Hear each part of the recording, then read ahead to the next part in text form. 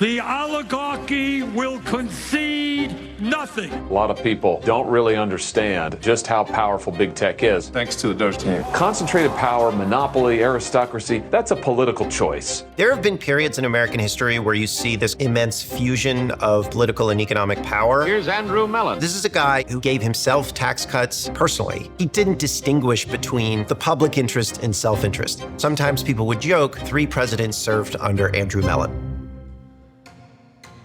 Corporate America has an origin story. In 1893, there was this big sort of depression and crash, and J.P. Morgan used links to British creditors to take a lot of bankrupt railroad lines and consolidate them. Then he did that to companies in iron and steel. Banker J.P. Morgan. Morgan combined corporate assets that were relatively spread out around the country. He formed companies like General Electric, U.S. Steel, the first billion-dollar company. He really set the template for what corporate America would look like.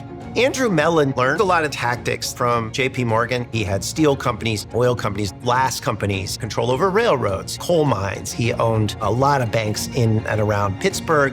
There were big political battles over whether you would have so much economic power in the hands of a few.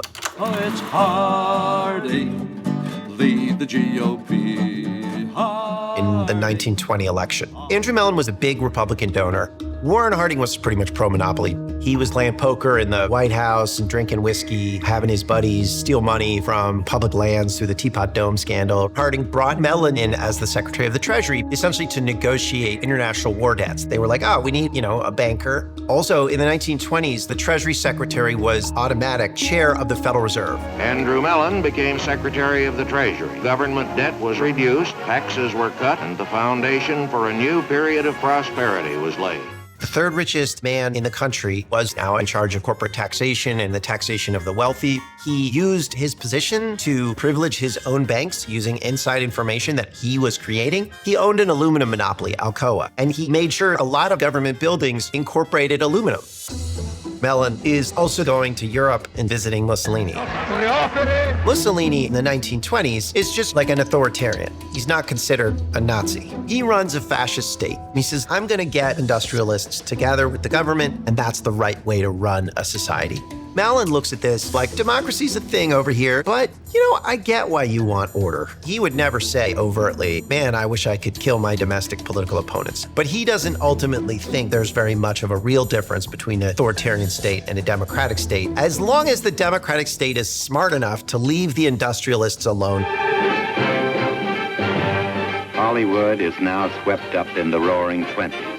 At the time, Andrew Mellon was considered the best Treasury Secretary since Alexander Hamilton. There were 3 Republican presidents in the 20s. He was the Treasury Secretary for all 3. People thought the deregulatory policies, putting money and power in the hands of financiers, were making the economy really great. But what was happening was a financial bubble. There was huge amounts of speculation, a lot of mergers and acquisitions. The new technology was deploying electricity throughout the country. That was the economic development paradigm of the time. Somehow it didn't last forever.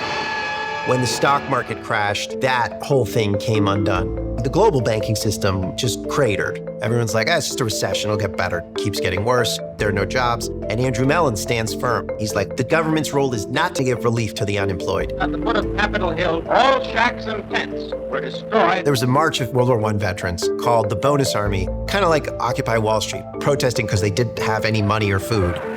And President Hoover sent out tanks, and they got run out of DC by the army. We think about democracy as a thing where you go to the voting booth and if your guy wins, yay. If he doesn't, oh, boo-hoo. But there's this whole way of understanding liberty in a free society that goes beyond elections and has to do with where you work, how you get ideas. What we've seen is the growth of people with immense power and control over the arteries of commerce. Elon Musk is the transformation of that kind of economic power, which is always sort of tacitly political power, into real political power. The president's biggest campaign donor, who was so close that Trump invited him to sleep at the White House, is now calling for him to be impeached. It gives you a sense for what the stakes are for our political system, as I think it has for earlier generations of Americans.